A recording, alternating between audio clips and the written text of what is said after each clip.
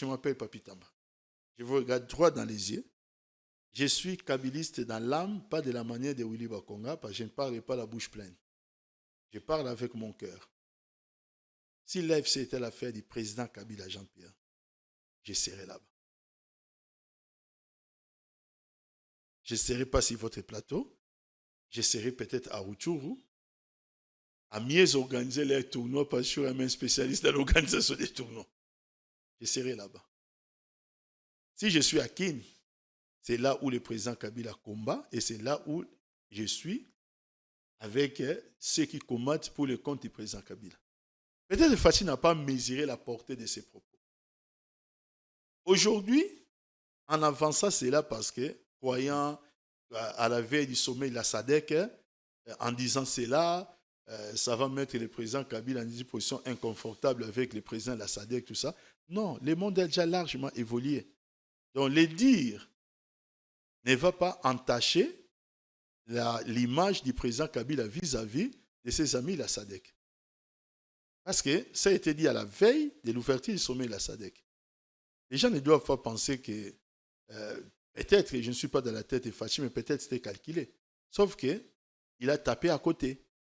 D'autres personnes ont défilé sur ce plateau expliquant que sous votre régime, il y avait aussi les bérets rouges. Parlons-en. Crèvons l'abcès. Bérets rouges, le fameux chaleur, qui ont terrorisé des gens. Non. Il y a une grande différence entre cette époque et aujourd'hui. À l'époque, il y avait plus de Kadiocha.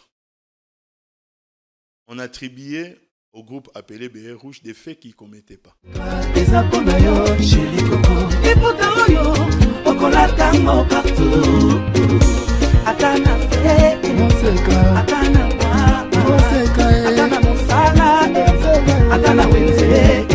À 3,5, 4,5 ou 5,5 $, le wax de mon Moseka vous rend inoubliable. Merci de nous contacter. Non à la balkanisation de la République démocratique du Congo. Le Congo restera un et indivisible.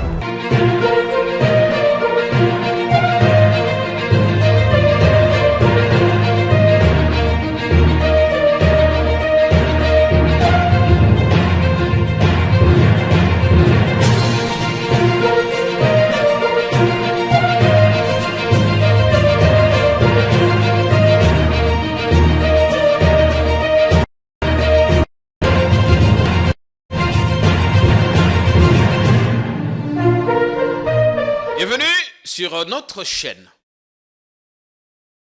on a laissé passer l'émotion afin de mieux analyser un peu plus froidement les choses. Après la sortie du président, sa dernière sortie chez Christian Lusakweno et l'autre confrère, place maintenant aux critiques. Oui, les critiques pas forcément négatives, elles peuvent être aussi positives. Parce que ici, sous les tropiques, l'on dit souvent que la parole d'un président a une force de loi. On reviendra sur l'ensemble de cette interview qui suscite fantasmes et polémiques dans tous les sens. Ce que le président a dit, les principaux points, à commencer par son état de santé, jusqu'aux cadavres, les placards qui vont être rouverts. Bonne nouvelle, le président se porte plutôt bien parce qu'on l'a vu hier, en début de soirée, présider une réunion restreinte du Conseil des ministres, mais également au deuil d'un proche de sa famille et notable du Grand Kasaï. Ce matin, c'est avec Papi Tamba qu'on va essayer de débriefer cette interview. C'est vrai, les spécialistes en communication se sont improvisés hier, chacun allant de son grain de sel, certains expliquant qu'il n'y avait pas nécessité de communiquer. D'autres saluant la sortie du président qu'il était temps de fixer la pendule à l'heure. Papi Tamba, bienvenue. Merci Jean-Pierre. Comment vous allez? Le premier message, c'est que, étant dans la résistance, ouais, nous sommes en place. Nous sommes en poste, bien requinqués, plus que déterminés. Nous n'abandonnerons pas nos positions, dont nous n'abdiquerons pas, mais aussi nous ne nous rendrons pas. C'est comme on dit la patrie ou la mort. Quand vous dites nous ne nous rendrons pas, qu'est-ce que ça voudrait expliquer? Les mots n'ont pas quelquefois plusieurs sens pour le comprendre. C'est rendre, c'est se laisser intimider, effrayer pour déclarer la fin des hostilités en temps de guerre. Là, comprenez cela comme expression. Comme pour dire que vous n'allez pas renoncer. Nous n'allons pas renoncer à la résistance, nous n'allons pas renoncer au combat que nous menons, et aussi nous n'allons pas nous laisser intimider ou effrayer. On verra bien jusqu'où seriez-vous capable d'aller, parce que ce que le président a dit au sujet de votre autorité morale est assez grave, une accusation assez grave. Dieu seul sait les étapes qui s'en suivront, les jours qui suivent. Mais d'abord, je voudrais prendre une analyse globale. On pourrait décortiquer point après l'autre, analyse globale. Vous-même, en tant que communicant et politique, l'analyse globale que vous avez de ces discours de façon globale. On pourrait entrer dans les généralités un peu plus tard. Vous savez, Jean-Pierre, avant de parler de l'analyse globale, vous avez évoqué ou épinglé un point qui nécessiterait de ma part aussi une petite réaction. Parce qu'on va en parler dans l'émission, ne soyez pas. Je vais aussi en parler très brièvement comme vous. Ouais. Les accusations n'ont de valeur que par rapport à celles qu'on veut les donner. Mais elles deviennent pertinentes et vraies lorsqu'elles sont accompagnées soit d'indices concordants, soit des moyens de preuve, soit des preuves plutôt. Alors, lorsqu'une accusation est faite sans ces différents éléments, ça peut être considéré comme étant en droit pénal une dénonciation et qui peut aussi être calomnieuse. Maintenant, sur le plan global de ces discours, je suis de ceux-là qui pensent que c'est un discours inopportun. J'ai joint ma voix à tous ces Congolais qui ont aussi pris les choses sous cet angle-là. Parce que... Et d'autres, par contre, ont salué la sortie du président. On en parlera. Non, je dois bien saluer leur position parce que vous savez, il y a quelqu'un qui disait « Je ne suis pas pour vous, ce que vous dites. Je suis contre ce que vous dites, mais je me battrai pour que vous ayez les moyens de le dire. » C'est un peu ça l'exercice démocratique. Ouais. Les gens ont le droit d'avoir des avis contraires par rapport à ce que je peux penser. Mais en ce qui me concerne, je crois qu'après une situation de maladie qui s'avère être vraie, nous sommes partis des rumeurs vers une situation qui s'est finalement confirmée par un communiqué de la présidence de la République et voir le président de la République sortir de cette situation. Je crois que les peuples avaient besoin de consommer autre chose. Pour une fois, la présidence a communiqué sur l'état de santé du président. Bon, un cas tout aussi rarissime. Il y a eu de la transparence dans l'affaire. Ce n'est pas ça qui m'intéresse parce qu'ils ont communiqué en retard.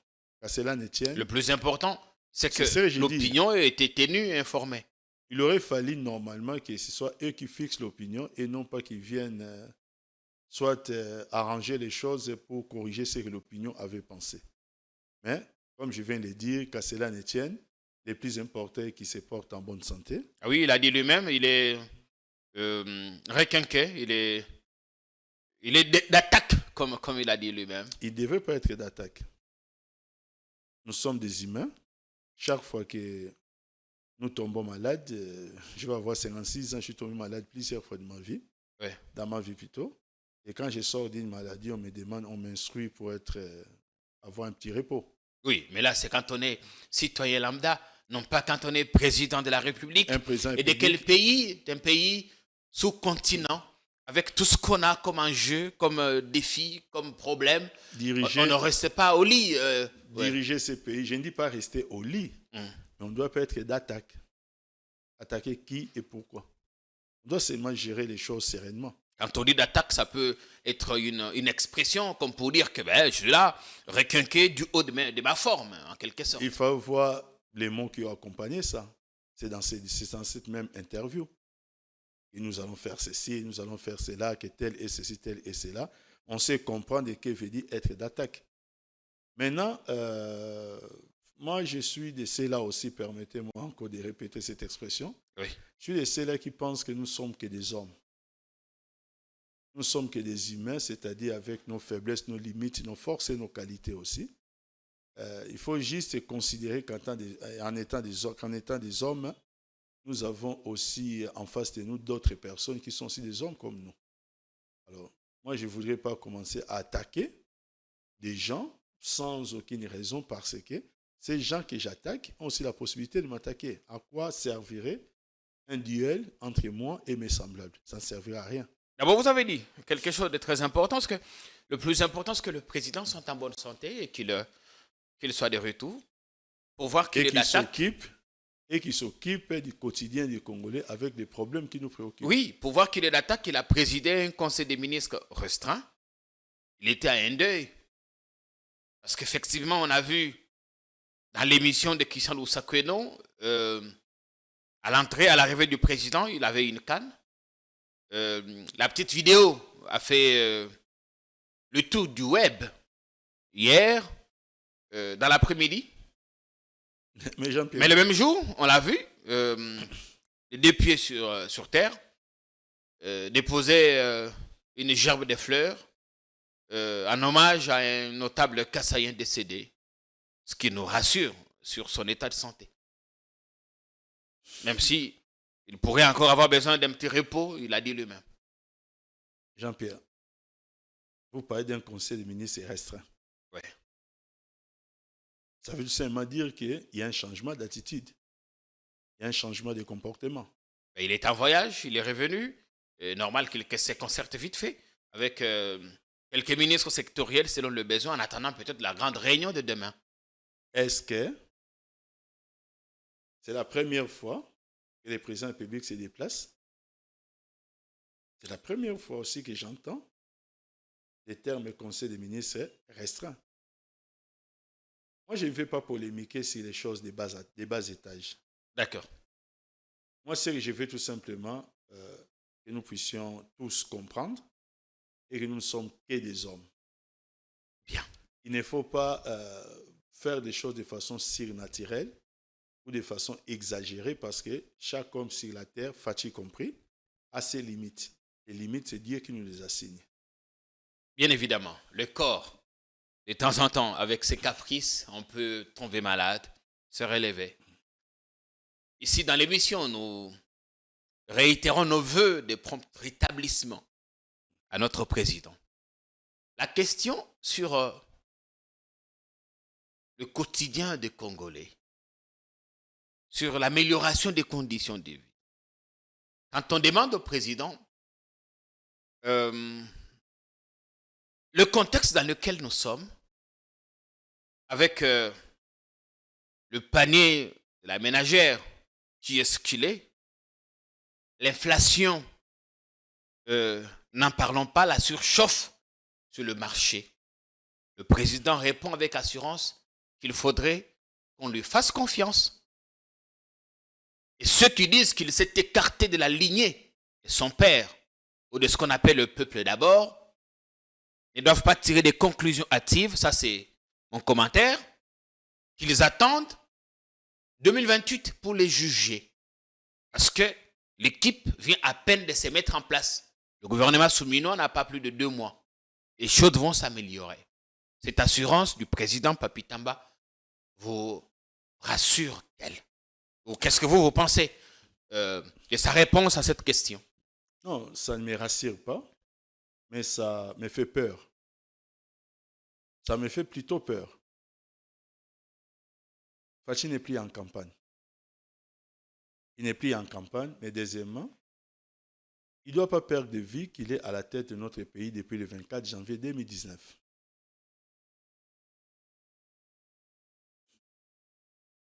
En plein mois d'août 2024, alors qu'il est au pouvoir depuis 2019, sachant qu'il ne lui reste techniquement que 3 ans par rapport à son mandat, lui attribué par Denis Kadima Kazadi. Et parce que la dernière année sera une année électorale. Et des fois, l'année électorale peut aller même au-delà de 1 an. Ça peut remonter jusqu'à 18 mois. Ce qui veut dire qu'il ne lui reste pratiquement que 2 ans et demi. Nous savons tous comment la montre tourne. Venir aujourd'hui nous dire que nous devons lui faire confiance et les juger par la suite avec un gouvernement qui jusqu'à ce jour va atteindre bientôt ses 100 jours sans qu'il puisse y avoir des signes palpables de leur travail, il y a de quoi s'inquiéter, Jean-Pierre. Quelquefois, je me pose des questions si Fachi se rend compte des responsabilités qui sont les siennes. Certes, c'est un homme comme nous, mais il a sur ses épaules le destin de toute une nation, de tout un peuple. Alors, je vais ici paraphraser l'excellence Henri Mova, qui une fois si Top Congo avait dit, et pour un président de la République, moins il en dit, mieux vaut, mieux c'est pour le pays. Parce que la parole d'un président de la République peut être analysée dans tous les salons. Oui. Peut être analysée dans tous les milieux. Mais nous vivons dans une société telle que nous constatons quand le président de la République parlant de Fachi parle, certaines personnes ne voudraient même plus qu'on puisse analyser ses paroles, sous peine de vous accuser de tous les maux ou sous peine de subir même des menaces des groupuscules qui sont liés à son parti politique, dont C'est là qu'on appelle la force du progrès. Non, la plus importante s'appelle la force du progrès. Mais, mais dans ces structures, il y a des parlementaires debout qui ne se réclament pas la force du progrès, ainsi de suite. Ceux qui ont fait les spectacles criminels, je dois le dire, au niveau du palais du peuple. On reviendra sur tous ces détails. Voilà. Palais du peuple, la résidence GLM. Hier, le parquet a continué à boucler l'instruction du dossier dans cette affaire. Nous attendons peut-être d'autres détails aujourd'hui. Alors, pour terminer sur le social des Congolais, vous estimez que vous ne vous sentez pas rassuré par ce qu'a dit le président? C'est pas que je n'estime pas ou je ne m'estime pas être rassuré. Est-ce qu'en face, il y a des efforts qui sont fournis? C'est son discours qui ne rassure pas. Vous savez, Jean-Pierre, c'est très difficile d'être dans votre rôle parce que vous voulez vous faire avocat. Avocat, je pense. C'est celui qui n'a pas fait appel à vos services. Je me limite à poser des questions et à mieux faire comprendre la situation au public. Au-delà de poser la question, vous avez commencé à plaider en sa faveur par rapport à une phrase qu'il avait prononcée. Il a dit de façon claire qu'ils vont réduire plutôt comment on appelle ça, le pouvoir d'achat des Congolais. L'intention, on comprend maintenant, ça c'est ce qu'il a dit. Mais si vous êtes juge des intentions des gens, l'intention, le contexte, c'était qu'il va plutôt augmenter le pouvoir d'achat. C'est pourquoi il dit que c'est très difficile d'être dans votre rôle. Un avocat ne plaide que la réalité du dossier. Non, on comprend on a compris la suite de la phrase. Bon, on s'aimait. Allez-y, je ne suis pas votre débatteur. Voilà, qu'à cela ne tienne, nous devons retenir ici que le président de la République, en 2024, alors qu'il est président de la République depuis 2019, vient devant le peuple congolais, devant les micros de Christian Lusakweino, pour nous dire qu'il va enfin s'occuper des problèmes des Congolais, mais ces problèmes qui sont devenus endémiques. Ce que j'aurais souhaité entendre, c'est que le président de la République annonce une série de réformes. Parce que pour apporter des solutions, parce que moi je ne dirais pas qu'il va réduire ou il va augmenter, parce que moi je veux me limiter à ces mots, il a parlé de la réduction du pouvoir d'achat et non pas de son augmentation.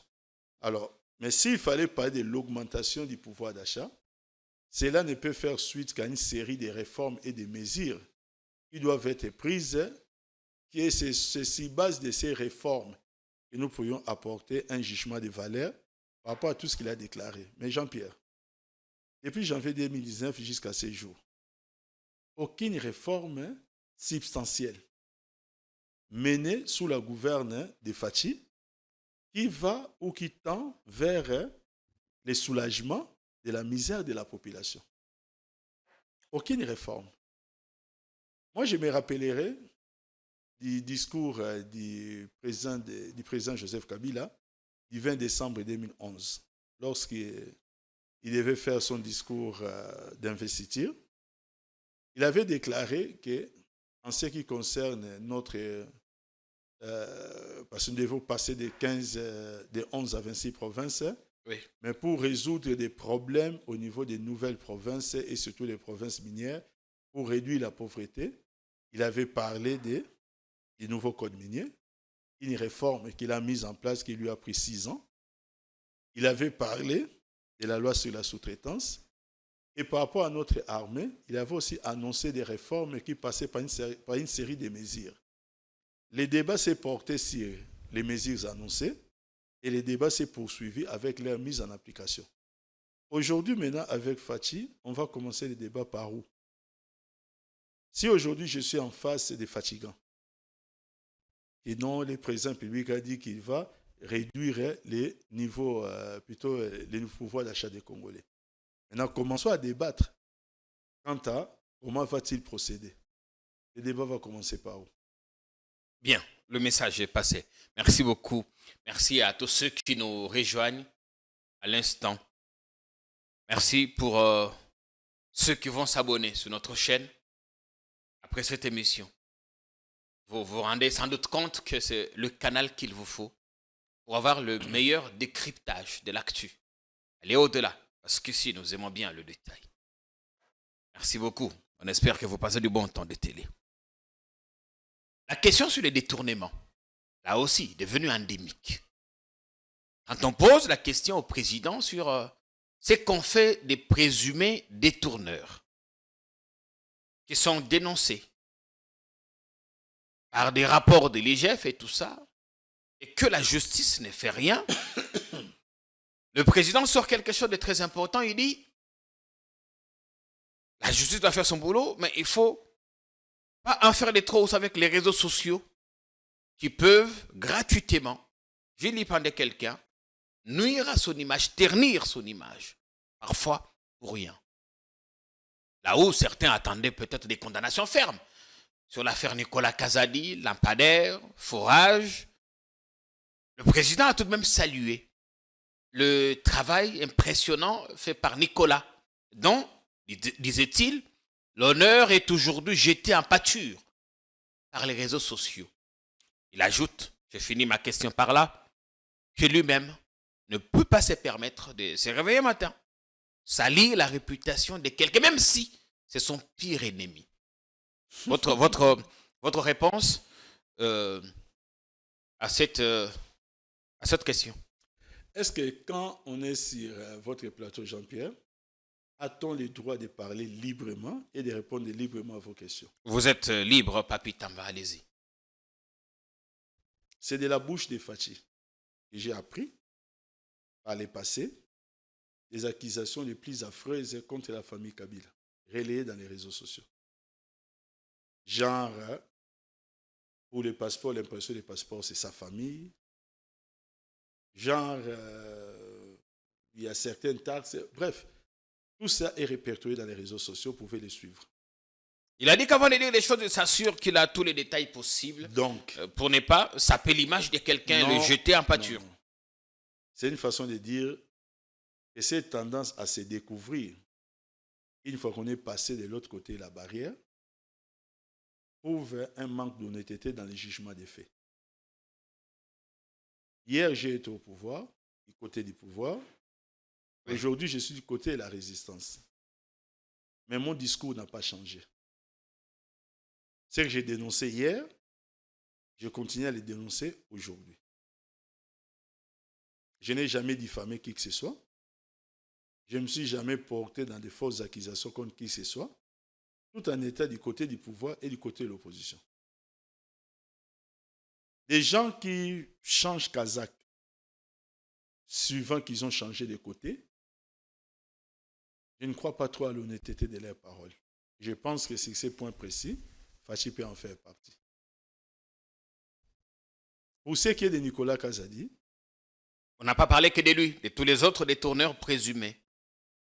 dans votre question, vous avez cité son nom. Oui. Vous me permettez, Jean-Pierre, de répondre quand même. Allez-y, s'il vous plaît, vous êtes libre. Ne vous en faites pas, Jean-Pierre. Ne vous sentez pas embarrassé, Papi Soyez Tamba. calme, hein. Vous Je êtes ne suis libre. pas embarrassé. Oui. C'est plutôt vous qui me faites pitié parce que les travaux des journalistes ce n'est plus fait sereinement dans ce pays.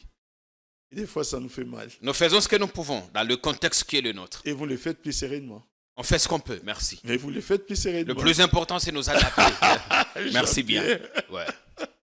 Ce qu'on dit est très sérieux.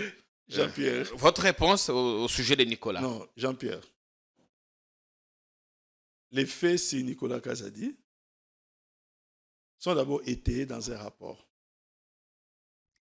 Si Nicolas Kazadi reste présumé innocent, mais Oui. les réponses peuvent déjà être apportées sur base des éléments d'un rapport établi par un organe ou une institution qui fait partie de la présidence de la République. L'inspection générale des finances. C'est ce que j'ai dit. Ils dépendent directement de Fachi. Dans cette affaire, 2 autres personnes sont déjà en prison. Un ministre. Non, je ne veux même pas arriver jusqu'à ce niveau-là. Allez-y. J'ai dit qu'il y a des éléments dans un rapport. Mm. On peut au moins, néanmoins, apporter des réponses par rapport à ces éléments. Mais dire que ce sont les réseaux sociaux qui jettent en pâture la réputation d'un homme, là, si j'étais à la place de M. Gilles Alinguete, je démissionne dès le lendemain. Parce que si les gens dans les réseaux sociaux peuvent le commenter, ils commentent cela sur base du travail fait par Gilles Alinguete. Très souvent, on jette des fleurs à Jules. Mais pour c'est- hier. Non, je ne jette aucune fleur. Non, à Gilles pas Alinguete. vous. J'ai dit, très souvent, le président, dans ses sorties, jette des fleurs à Jules. En saluant le travail impressionnant qu'il fait. Ce qui n'était pas le cas. Il a préféré généraliser le tout en attribuant la responsabilité aux réseaux sociaux, aux gens de mauvaise foi, peut-être comme vous les opposants, qui jetaient en pâture, et certains médias qui jetaient en pâture l'honneur, l'image de certains responsables qui pourtant font bien leur travail. Je répète ce que j'ai dit tout à l'heure. Et la première personne à être frustrée dans cette affaire, c'est doit être Gilles Alinguete. Si nous autres, nous ne sommes que des relayeurs, entre guillemets, encore que moi, les dossiers Nicolas Kazadi, je ne l'ai vraiment pas relayé dans les réseaux sociaux.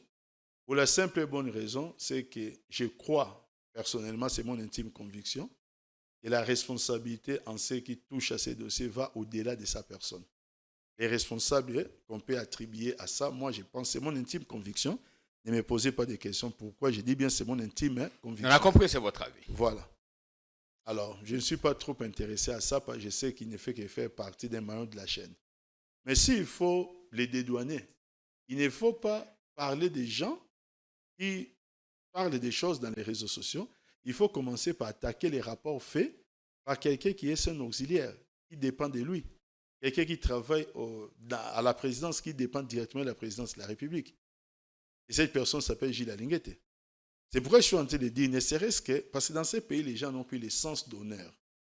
Ce dossier Nicolas Kazadi a jeté, vraiment, bon, je ne parlais pas en pâture, mais c'est un dossier qui a jeté plusieurs colis chauds dans l'opinion, où on a vu des gens pro Gilles Alinguete, pro Nicolas Kazadi s'affronter. 2 camps au sein de Des l'Union camps sacrée. qui se sont affrontés, alors vraiment, Sur la place affrontés publique. sur la place publique, sans tabou, sans gants.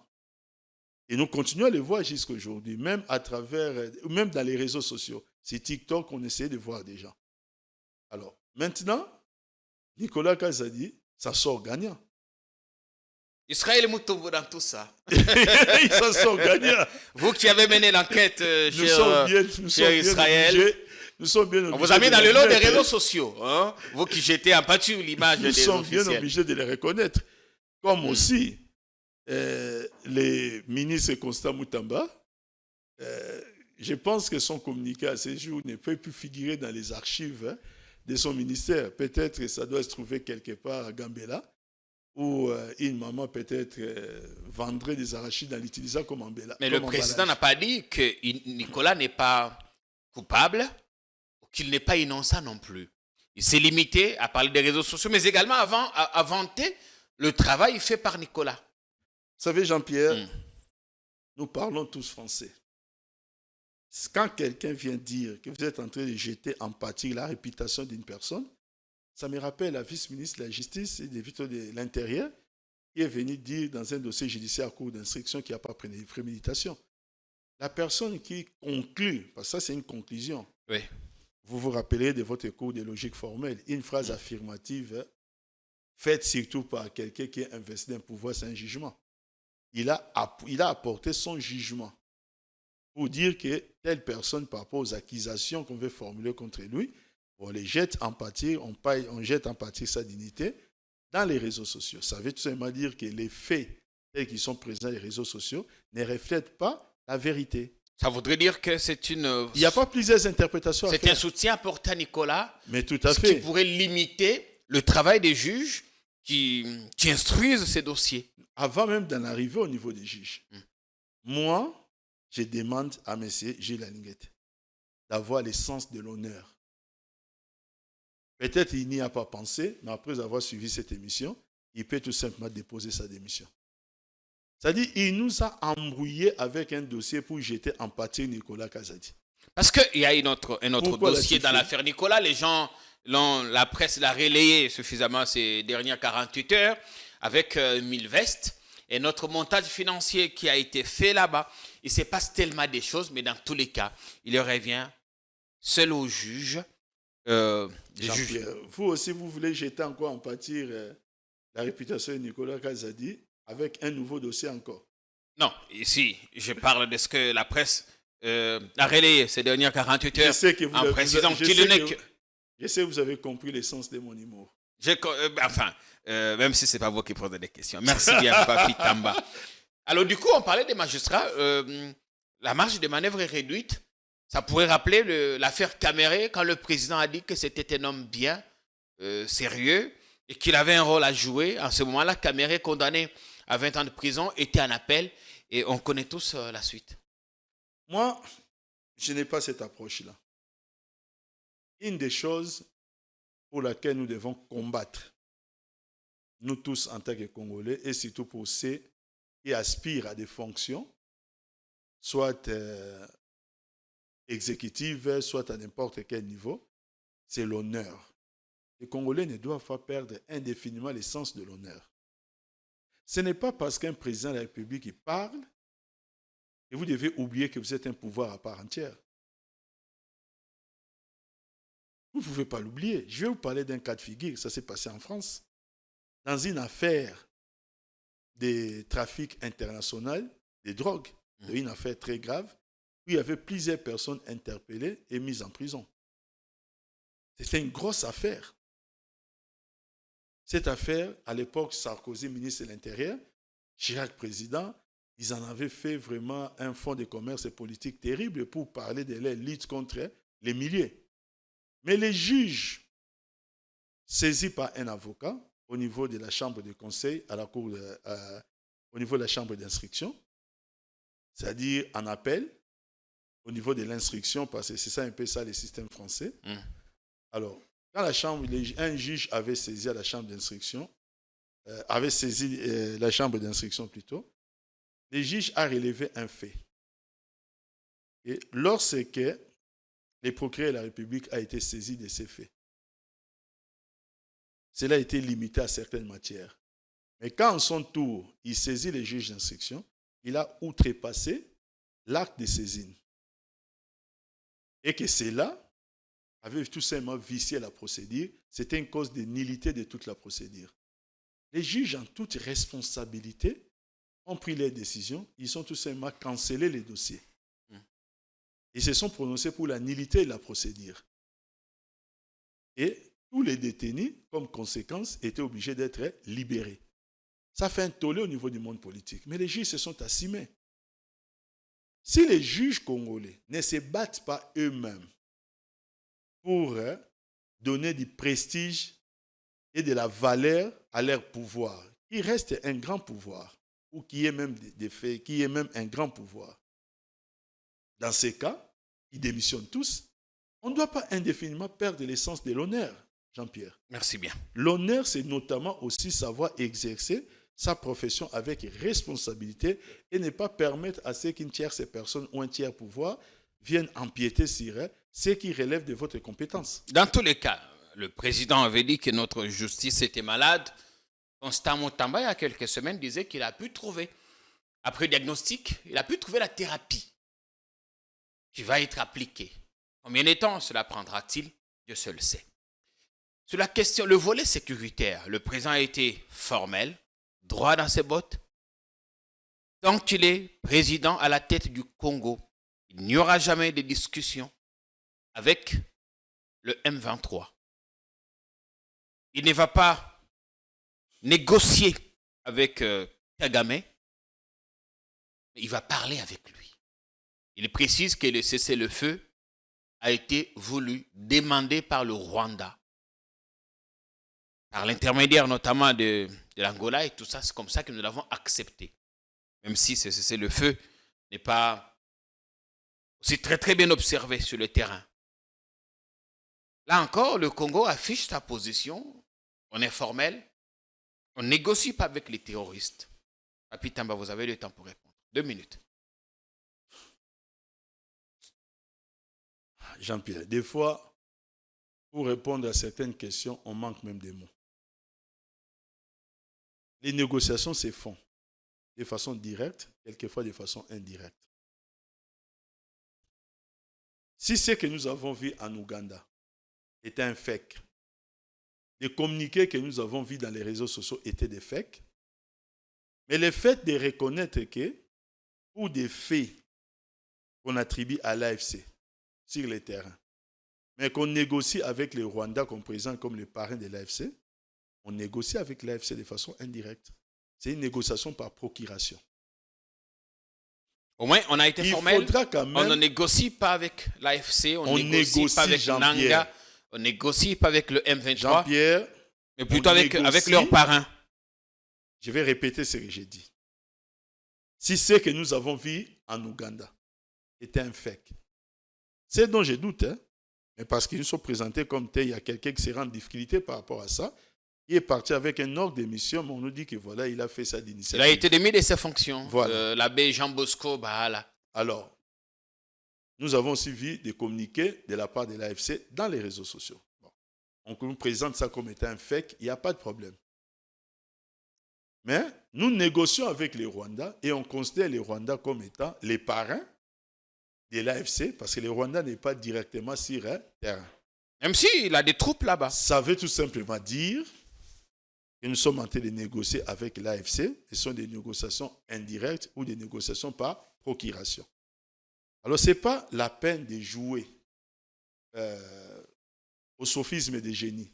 Nous ne devons pas jouer au sophisme des génies en nous perdant peut-être dans les mots. Nous sommes des Congolais, cette situation doit nous préoccuper au plus haut point. Il faut beaucoup plus de responsabilités pour parler de cette situation parce qu'elle a atteint un niveau, Jean-Pierre, tel qu'aujourd'hui, nous avons un État dans un État, dans notre pays. Lorsque vous avez des gens qui organisent des manifestations sportives et qu'ils se présentent comme dirigeants de ces coins, ils sont investis d'un pouvoir et ils ont la population qui les suit. Un pouvoir illégal, évidemment. Et si les plans de faits, moi je prie, c'est-à-dire oui. Si l'ONU reconnaît la République démocratique du Congo comme étant un pays avec 2 345 410 km² de superficie, si les plans de faits aujourd'hui, les pouvoirs congolais n'est plus établi sur l'ensemble du territoire. Ça, c'est un fait, oui. C'est ce que je suis en train de dire. Et c'est un problème préoccupant. L'armée y travaille. L'armée y travaille. Le président a dit qu'il y travaille lui aussi. Vous savez, mais qu'il n'y aura jamais des négociations. Je vais vous dire une chose. Quand le président Kabila avait affirmé un ton de fermeté dans un discours sur l'État et la nation, c'était le 15 décembre 2012. Nous étions toujours en pleine confrontation avec le M23. Il a déclaré ceci, que désormais, toute nouvelle tentative d'agression contre la RDC sera suicidaire. En le disant, il avait pris toutes les dispositions avant d'en arriver là. Et depuis ce jour-là, jusqu'à ce qu'il a quitté les pouvoirs, le M23 n'a plus gagné 1 centimètre de plus. Au contraire, c'est nous qui les dépossédions jusqu'à ce qu'on les a défaits. Mais Fachi fait cette déclaration-là les lendemains, on nous apprend qu'il y a des territoires qui tombent au profit de l'AFC. Là-bas, il y a visiblement une violation de Vous parlez de violation. cessez-le-feu. Moi, je parle de cette déclaration qui devait affirmer notre force. Parce que quand nous disons que nous ne sommes pas demandeurs du cessez-le-feu, et c'est le Rwanda qui est demandeur, ça veut dire que nous sommes en position de force d'imposer la paix sur nos territoires. Et c'est à cela même l'une des raisons pour laquelle les Congolais l'ont porté là où il est, selon Denis Kadima-Kazadi. Alors, lorsqu'il tient ces langages-là, on devait s'attendre à ce que les lendemains, on dise que les FARDC ont récupéré tel territoire. Mais les lendemains seulement, on apprend que nous avons encore perdu tel territoire. Il y a quand même contradiction, Jean-Pierre, dans tout Bien cela. sûr qu'il y a Et ça ne rassure pas. Un travail de fond qui est fait sur le terrain. On espère bien que les territoires occupés par les ennemis de la République seront Pourquoi, Jean-Pierre, vous reconquis. cherchez toujours à éluder la vérité lorsqu'il s'agit d'un problème qui, des fois, ne fait pas dormir certaines personnes? On n'élude pas la vérité, mais c'est un vœu qu'on émet ici pour que, finalement... Le vœu, nous l'avons tous, mais Bien. le vœu doit être exécuté par une volonté politique qui doit être efficace. Merci bien, Papy. Les 3 dernières thématiques. D'abord, la crise au sein de l'UDP, c'est tout ce qui s'est passé. Le président n'a pas condamné ce qui s'est passé autour de la résidence de l'ancien président. Il a minimisé les batailles intestines à l'UDPS. Il dit c'est l'expression de la démocratie qui respire là-bas et tout va se calmer. Ça, c'est pas votre affaire. Vous pouvez quand même commenter en un mot avant qu'on passe à autre chose. La crise qui secoue quand même l'UDPS en ce Non, moment. ça, c'est pas mon affaire. Vous l'avez bien dit. Oui. On peut passer à une autre question. Ouais, on va en profiter pour parler carrément des délinquants qui sont le procès qui est en cours. Hier, on a fini l'instruction. On va revenir sur l'interview du président, mais c'est une parenthèse qu'on ouvre. On a fini l'instruction. On a suivi les prévenus, décliner leurs identités, leurs professions, beaucoup d'autres choses. Vous êtes satisfait parce que vous aviez demandé à ce que le jour où ces événements se produisaient, vous étiez sur ce plateau, vous avez demandé à ce que des enquêtes sérieuses, indépendantes soient menées et que les coupables soient retrouvés, jugés. Êtes-vous satisfait aujourd'hui, Papy? Avec ces gens, je ne peux jamais être satisfait à mes parcours. S'il faut parler de la satisfaction, elle ne viendra peut-être qu'avec des condamnations prononcées. Et avec, non pas seulement les condamnations, mais les peines exécutées. Donc, à ces jours, nous constatons et nous continuons à en appeler à la vigilance beaucoup plus de la justice internationale. Lorsque vous avez un avocat de prévenu, Oui. qui se présente devant les militants de son parti politique, nous sommes au commissariat provincial de la ville de Kinshasa. Il dit clairement à ses militants ou à leurs militants que ces dossiers, il est dit en portant sa toge d'avocat. C'est d'abord un problème avec leur profession. Où se trouve le conseil d'ordre des avocats? Vous parlez de maître Sylvain Mutombo? Un avocat militant. Ah, lui était militant même quand il était au gouvernement. Vice-ministre de la Défense, sous Ilon Kamba, il a dit qu'il demeurait opposant. Non. Ils ont un code qui régit leur profession. Et ça, il y a violation manifeste de ces codes-là. Il devait commencer peut-être par enlever sa toge et dire ce qu'il avait dit, se comporter de la manière dont il voudrait. Mais pas en tant qu'avocat, prendre des faits et causes pour un mouvement politique qui vient devant un commissariat pour les faits pour lesquels vous êtes avocat devant la cour. Il devait même être réquisé par la cour. Est-ce que vous avez vu l'arrogance avec laquelle qui a été résumé recadré par le ministère public, du fameux Antibal? Oui. Jean-Pierre, dans l'instruction d'un dossier judiciaire, il y a une manière de se comporter devant les juges parce que le droit pénal a érigé un comportement en une infraction. il y a certains comportements qui sont réprimés et qui portent les noms d'une infraction qu'on appelle outrage, soit au tribunal ou outrage au juge. Ça existe. Il avait un comportement outrageant les familles anti-balles. Séance tenante, les juges pouvaient s'autosaisir, les juger d'abord pour cette attitude-là. Alors, qu'est-ce qui lui donnerait tous ces ailes-là? D'où il tire ça? Et vous nous demandez de faire confiance à tout cela, Mais ils ont sachant dit, qu'on ne connaît pas encore la suite. d'autres ont défilé sur ce plateau, ils ont dit que GLM n'était pas la cible. GLM s'est retrouvé malheureusement sur leur parcours, mais ils sont partis. Quelqu'un avait fait appel à leur service pour, dans une affaire de déguerpissement, un conflit foncier. On dit, mais vous vous êtes trop victimisé pour rien, le PPRD.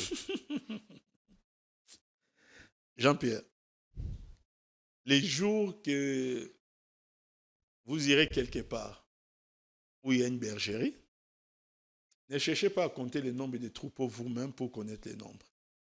Vous ne saurez pas les faire. Demandez simplement au berger, il vous donnera les nombres et les chiffres sera exact. La commission d'infraction respecte certains principes parce qu'il y a même ce qu'on appelle, bon, ça c'est sur le plan national, ça s'appelle la territorialité des faits, mais sinon, l'infraction est commise dans un espace bien précis où il y a des gens qui peuvent faire les constats. Quand vous avez les témoignages de la victime principale, et ces témoignages est corroboré par des faits, des gens qui, soi-disant, s'étaient partis à X, mais qui se retrouvent devant la résidence des tels. En face, on dit, vous en avez plutôt fait une récupération politique. Vous savez, les faits sont tellement éloquents et têtus. Et nous ne pouvons pas nous permettre ces genres de choses si les gens ont encore un minimum d'élégance. Parce que la préméditation de ces faits est même contenue dans une vidéo qui a été publiée 48 heures auparavant. Et dans cette vidéo, les familles anti-balles qui engagent son parti politique et puis son mouvement et la force et progrès s'octroient un pouvoir de venir déguerpir les gens et lui considérer, entre guillemets, comme étant cet espace-là, c'est un réservoir pour les M23. Il est parti très loin, jusqu'à dire même que s'il y a hausse des dollars, c'est par rapport... oui, c'est Kabila, il a dit, c'est Kabila. Il a dit qu'un opposant ne pouvait pas habiter au centre-ville. Est-ce qualité? Il est dit en quelle qualité? C'est écrit où? Et les opposants qui ont habité la ville pendant tout le temps que le président Kabila était président de la République, n'était-il pas opposant? Il parlait notamment des les militants du PPRD qui sont là autour, qui ont mis leur drapeau. Il dit, mais ça met en danger le pouvoir du président. Vous ne pouvez pas avoir un QG à quelques encablures du palais de la nation, du bureau du chef de l'État. C'est vrai, je dis, il est dit en quelle qualité? Pour qui se prennent-ils finalement? Pour qui? Et si les faits sont tels qu'il les a dénoncés et qu'il pouvait avoir raison, qu'est-ce qui donne la qualité d'aller les déloger? C'est ça, l'état des droits construit par Fachi. Alors on n'a pas encore... Mon livre, tu parles du périmètre de sécurité. Oui. Il dit, mais c'est un ancien président de la République qui avait un périmètre de sécurité. Ces genres de choses ne pouvaient pas arriver. Elle dit, voilà, elle précise même, entre guillemets, dans ses propos, c'est-à-dire, selon les rumeurs, on avait dit que c'est lui qui avait fait qu'on puisse détruire ces périmètres de sécurité. Il parle du nom du président Jean-Pierre Bemba, mais en précisant entre guillemets. Nous parlons français, vous savez, nous savons ce que ça veut dire. Mais le président Jean-Pierre Bemba, le MLC a pondu un communiqué rapidement. Il n'habite pas loin de GLM. Vous pensez que le président, pendant qu'il habitait là-bas, même quand il n'était plus vice-président, n'avait-il pas un périmètre de sécurité? Qui est parti déloger son périmètre de sécurité? Qui? En sa qualité, j'ai dit bien, d'ancien vice-président de la République. Le président Jean-Pierre Bemba avait, comme il a encore aujourd'hui, parce que peut-être il peut les justifier par ses fonctions, mais pendant un moment n'ayant plus de fonctions, il avait son périmètre de sécurité et personne n'a jamais délogé. Alors quand Maman Olive dit que ce genre de choses ne seraient pas arrivées si on n'avait pas détruit les périmètres de sécurité et qu'il y aurait, entre guillemets, nous parlons français, Jean-Pierre, en réaction, aucune humanité envers une femme. Le MLC a dit, l'époque, madame, l'époque où votre cher époux interdisait, empêchait des Congolais de vivre tranquillement chez eux, d'occuper, enfin, dans leur parcelle, en quelque sorte, ce qu'il voulait dire, ce temps-là est révolu. C'était en quelque sorte la réponse. J'ai répondu à Fidel Babala, qui est signataire de ces communiqués, par une lettre ouverte. J'ai bien précisé, j'ai gardé encore certaines cartouches. J'attends toujours sa réponse, je ne l'ai toujours pas. Et je crois qu'il a fait ça par précipitation parce qu'il n'avait pas encore vu la vidéo du fameux Antibal, parce qu'il avait précisé qu'il avait émis des doutes, même sur cette attaque, dans ces communiqués-là. Oui. Et si c'était le cas, porter plainte. S'il s'est calmé, peut-être, il a vu la vidéo en retard. Alors, c'est une attitude très dangereuse pour un secrétaire général d'un ancien grand parti politique. Et après ça, il y a eu maintenant les événements du Palais du Peuple. On reviendra sur l'interview du président. On a juste ouvert une brèche. Il y a eu une interview, enfin, pas l'interview, qu'est-ce que j'ai dit? Les incidents du Palais du Peuple, 2 camps qui se sont affrontés. Il y a eu des casses. Moi, dans cette affaire, j'ai pitié du président Kamere. VK. C'est lui le président de l'Assemblée nationale aujourd'hui. Je n'aimerais pas être à sa place et je suis en train d'interroger son cœur pour voir un peu la frustration qui peut être la sienne en ces moments-ci. Jean-Pierre, je reviens sur ce que j'ai dit. Beaucoup de gens aujourd'hui supportent des choses sans être d'accord avec leur commission, seulement parce qu'ils ont des postes à préserver. Et si vous supportez les choses que par rapport au poste, ça veut dire que vous manquez d'honneur, vous manquez de dignité. Mais là, ce n'était pas VK la cible. On a voulu plutôt empêcher... Vous parlez du siège des institutions gérées par VK. Au Sénat, il n'y a pas encore de président. L'affront directement les touche en plein visage. Et ce siège est inviolable. C'est ce que je suis en train de dire. Le siège est inviolable. Et l'affront les touche en plein visage. C'est vrai, il dit, je n'aimerais pas être à sa place, et même en étant à sa place, qu'est-ce qu'il pense en ces moments-ci? Après, ce qui s'est passé, vous le voyez dans les images, ce qui s'est passé au Parlement ces jours-là. Hier soir, un message a circulé, alertant sur une attaque, la préméditation d'une attaque contre des sénateurs, nous semble-t-il par le même groupe, qui ne supportent pas le choix fait dans leur parti pour le candidat président au perchoir. Et ces groupes se prépareraient pour lancer notre assaut le jour de vote. Du coup, papy, ça met en insécurité nos sénateurs, ces sièges inviolables du Parlement est aujourd'hui en pleine insécurité. Vous pensez que s'il y avait un autre président à la tête de notre pays, autre que Fachi ou autre qu'un président de l'IDPS, ce genre de choses pouvaient arriver?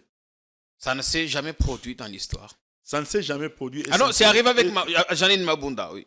C'était sous Fachi, j'ai dit. Je vous dis, vous croyez vraiment s'il n'y a pas un membre de l'IDPS à la tête du pays, ce genre de choses peuvent se reproduire? On espère bien qu'il y aura procès aussi dans cette affaire. Non, au-delà de ça, les ailes qui tiennent, les ailes qui manifestent ces gens,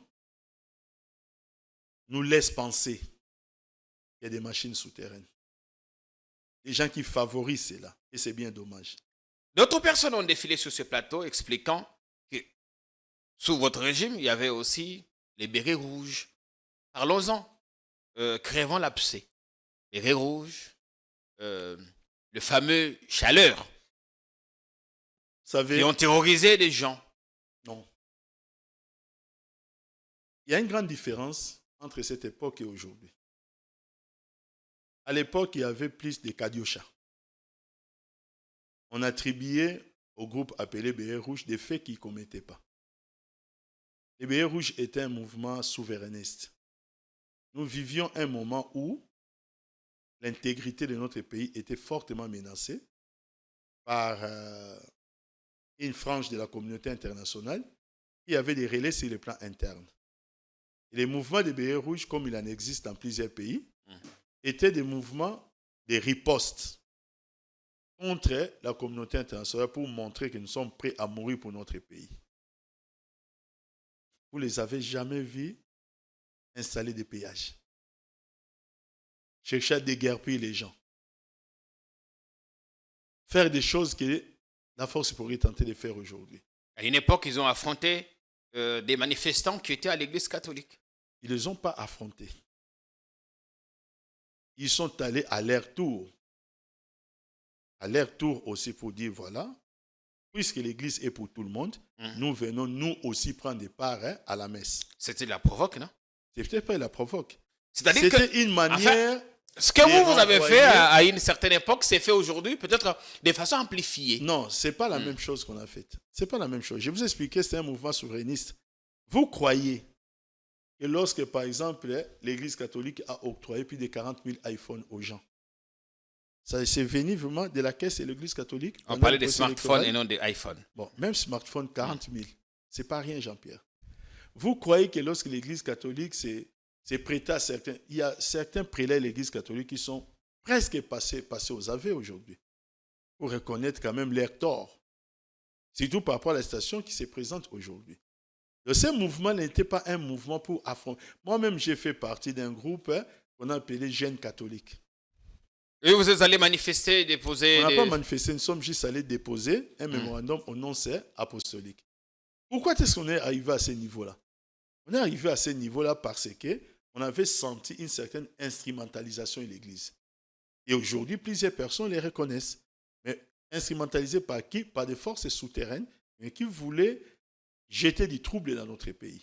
Bien. Mais ça n'a rien à voir avec les mouvements aujourd'hui qu'on appelle force du progrès. On revient à l'interview du président. Là, je voudrais qu'on regarde la vidéo. Je crois qu'il y a une vidéo de l'interview du président. Quand il répond sur la question de la cohésion, l'attitude des opposants, les boudeurs, Martin Fayoulou, qui n'a pas reconnu le résultat des élections, Katumbi, comment on l'appelle, Katumbi, allez, ça va venir rapidement. J'ai assez tuté sur ça hier. Allez, comment on l'a appelé? Le borderline. Allez, ça y est. Katumbi, le borderline. Et Kabila, le parrain des rebelles. Regardez, puis on revient pour clôturer l'émission avec Papi Tamba. Dernièrement, j'ai reçu, pour l'anecdote, les évêques de la Cinco, le jour où ils ont élu leur nouveau président, leur nouveau bureau. Et dans nos discussions, je ne vais pas les dévoiler ici, mais il y a eu une demande allant dans ce sens. Mais ma réponse était claire. J'ai dit, mais Seigneur, je suis à votre disposition. Je ne demande que ça. Mais dites-moi, comment vais-je m'y prendre? J'ai pris l'exemple que de trois opposants. J'ai commencé par Martin Fayoulou. Je dis, mais il n'a jamais reconnu les résultats des dernières élections. Comment est-ce qu'il acceptera ma main tendue? Moïse Katumbi était prêt à faire la même chose, ou il avait même fait la même chose, mais grâce, évidemment, à la pression des siens, il a accepté qu'il rentre dans les institutions, mais lui reste borderline. Joseph Kabila, n'en parlons pas. Lui, il a carrément boycotté les élections et prépare une insurrection, parce que l'AFC, c'est lui. Donc, dites-moi... On analyse l'un après l'autre. Fayoulou, les boudeurs. Il n'a pas reconnu les résultats des élections, et donc, difficile de l'approcher. Je suis profondément inquiet de la manière dont le pays est dirigé aujourd'hui. La paix, les dialogues, Jean-Pierre, on les fait avec son ennemi, avec son adversaire, avec quelqu'un avec qui on a un désaccord. Fachi, peut-être sans se rendre compte, mais a ressorti des relents dictatoriaux qui peut-être pouvaient habiter dans son âme. C'est-à-dire quoi? Et pour venir dialoguer avec lui, il faut être sous sa marmite. Si le président Kabila avait réfléchi de la même manière, il n'allait jamais dialoguer avec Jean-Pierre Bemba. Jamais avec Roubaix-Roy et compagnie pour faire les 1+4. Les dialogues, ce n'est pas dans l'union sacrée où des gens vont venir avec des bénis, oui. Avec qui va-t-il dialoguer? Avec Mbosso. Mais c'est avec des gens avec qui vous êtes en désaccord. Il dit, mais comment dialoguer? Parce que l'un n'a pas reconnu le résultat des élections, l'autre est revenu dans les institutions parce qu'il y a eu la pression des siens. Mais le tout dernier, qu'on appelle là-bas le barbu, lui, carrément, il s'est rébellé. Il prépare une insurrection. Lorsque nous avons entamé les dialogues avec l'IDPS en 2015, dont Fachi était une pièce maîtresse, et l'IDPS avait reconnu les résultats du président Kabila. Vous parlez du président Fayoul. De quel dialogue parlez-vous? Avec Ibiza. À Ibiza, Venise, ce qu'on a dit. Venise, tout ça. Ce n'est pas ce qu'on a dit, ça existait. Pour aboutir à Eden Kodjo. Et au début même, Eden Kodjo a été réciparé. Eden Kodjo est allé rencontrer le fait président Etienne Tshisekedi. Et après, bon, il y a eu des choses, et bref, ça n'a pas abouti. En ces temps-là, reconnaissait-il le président Kabila comme président ou avait-il reconnu les résultats de 2011? Et pourquoi il y a eu cette manœuvre, cette tentative de dialogue? Les dialogues, on ne les fait qu'avec des gens avec qui on est en désaccord. On ne les fait qu'avec son ennemi. C'est comme ça qu'on construit la paix. Là, Félix Tshisekedi a fermé les portes. C'est ce que je suis en train de dire que, en fait, avant son interview et après son interview, le pays a encore perdu la cohésion. C'est-à-dire, s'il y avait déjà un problème de cohésion nationale, aujourd'hui, il a encore enfoncé. Mais il faut dialoguer avec ceux qui en manifestent l'intérêt. L'intérêt, c'est le Congo. Il ne faudrait pas que les dialogues soient formatés par la vision du guide éclairé. Ce n'est plus un dialogue. Ce n'est plus un dialogue. Aujourd'hui, vous, Kabilistes, vous êtes partant pour un dialogue? Non. Parce que vous préparez l'insurrection. Non plus. Ah, le président l'a dit. Les dire, c'est une chose. Il est l'homme le mieux informé du pays. Par devoir, il devait apporter les preuves. Comme il est le plus informé, il devrait par devoir, après avoir fait une telle déclaration, apporter les preuves. Est-ce que vous imaginez... Jean-Pierre... Imaginez-vous un seul instant, papy, la gravité de cette... on va appeler ça accusation ou dénonciation. Non, c'est pas je ne l'imagine pas, je les banalise. Je les banalise parce que des accusations de ces gens contre le président Kabila, ce n'est pas la première fois. Toujours pas les mêmes mouvements, chapeautés par Fachi. Kabila Rwandais, c'est eux. Panama Papers, c'est eux. Les forces communes ici à Maluku, c'est eux. Kabila qui soutient les M23 pour se pérenniser au pouvoir, c'est eux. Maman Olive n'est même plus la femme du président Kabila devant eux. Même les enfants du président Kabila ne sont plus les siens. C'est toujours eux. Pourquoi Kabila ne réagit-il pas à tout ça? Parce que là, il est fusillé à bout portant. Non, il y a un grand président français qui a dit une chose et que moi j'ai toujours intégrée. Nous sommes nous tous des petits Kabila. Nous sommes des Kabila en miniature. On nous accuse de beaucoup de choses aussi. Mais à un moment donné, il va falloir qu'il brise la tanière. Vous savez, aller jusqu'à ça veut dire qu'il faut laisser les choses basses mourir de leur propre poison. Et ils sont en train de mourir de leur propre poison les unes après les autres. Le président Kabila, il ne va pas rester éternellement silencieux. Il ne va pas rester éternellement silencieux. Est-il dans une quelconque logique belliqueuse? A-t-il... Jean-Pierre, je vous ai dit que je minimise ces accusations. Ça suffit pour que vous puissiez comprendre que je n'ai pas de temps accordé à ça. Vous êtes venu pour répondre à nos questions, papy. Mais j'ai répondu en disant que je les minimise. Pourquoi? Moi-même qui suis en face de vous, combien de fois n'ai-je pas été accusé de faire partie de l'AFC? J'ai suivi plusieurs panels sur TikTok où les gens m'avaient déjà trouvé même une résidence désignée à Rutshuru. Je les suivais. Et quand j'essayais de commenter, on m'ingérait. Pour dire que j'ai mentais, des gens me promettaient les fatwas pour dire que vous êtes en train de déstabiliser les pays, vous allez voir tout ça. Je suis sur votre plateau ici, Jean-Pierre. Je ne suis pas à Rutshuru. L'interview a davantage éloigné la Non. cohésion nationale. Ça a davantage éloigné la cohésion nationale, mais ça fait les lits des ennemis de la République. Pourquoi? Première chose, Jean-Pierre, en disant ce que Fachi a dit, il congolise cette affaire. N'importe quel Congolais aujourd'hui peut se réveiller un matin pour dire que nous qui croyons que l'AFC était une agression étrangère. C'était une agression du Rwanda et de l'Ouganda. Or, c'est une affaire des Congolais chapeautée par le président Kabila. Tels que les faits ont été présentés par Fachi. Ça devient une sorte de rébellion non armée. Et une rébellion non armée ne va plus dégager les résolutions qu'on a vues au niveau du Conseil de sécurité. Comment être une rébellion non armée parce qu'ils ont des armes? Et une rébellion armée, excusez-moi, j'ai dit non armée, c'est un lapsus. Voilà, moi aussi j'en fais. Voilà, ça arrive. On peut dire que c'est une rébellion armée. Et une rébellion armée, les Congolais de toutes parts peuvent la rejoindre. Ce qui n'est pas le cas. Et je décourage ça. Peut-être que Fachi n'a pas mesuré la portée de ses propos. Aujourd'hui, en avançant cela parce que, croyant à la veille du sommet de la SADC, en disant cela, ça va mettre le président Kabila dans une position inconfortable avec le président de la SADC, tout ça. Non, le monde a déjà largement évolué. Les grands exemples que le monde tire pour ce genre d'accusation, ça vient de l'affaire Pauline Coens.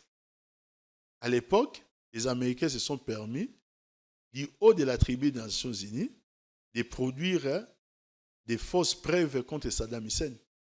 Ça a dégagé une guerre. Mais quand Pauline Coens est revenu avec des photos triquées, et pour montrer qu'il y avait des armes, la production des armes chimiques en Irak, il a été désavoué par les États. Parce qu'il y a déjà un précédent où on sait qu'il y a eu un grossier montage qui avait conduit jusqu'à une guerre.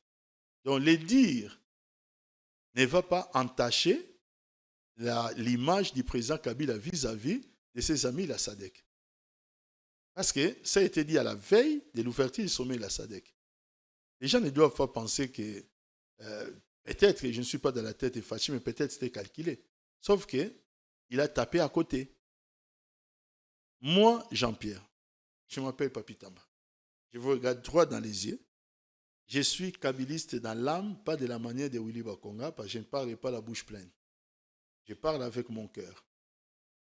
Si l'AFC était l'affaire du président Kabila Jean-Pierre, je serais là-bas. Je ne serais pas sur votre plateau. Je serais peut-être à Rutshuru, à mieux organiser les tournois, parce que je suis un spécialiste dans l'organisation des tournois. Je serai là-bas. Si je suis à Kin, c'est là où le président Kabila combat et c'est là où je suis avec ceux qui combattent pour le compte du président Kabila. L'émission est finie. Merci Jean-Pierre. Merci à vous. Merci. Merci pour le temps que vous avez pris à nous regarder. Continuez à vous abonner sur notre chaîne. Nous allons continuer à faire notre travail tant qu'on sera en vie et en liberté. Bonsoir.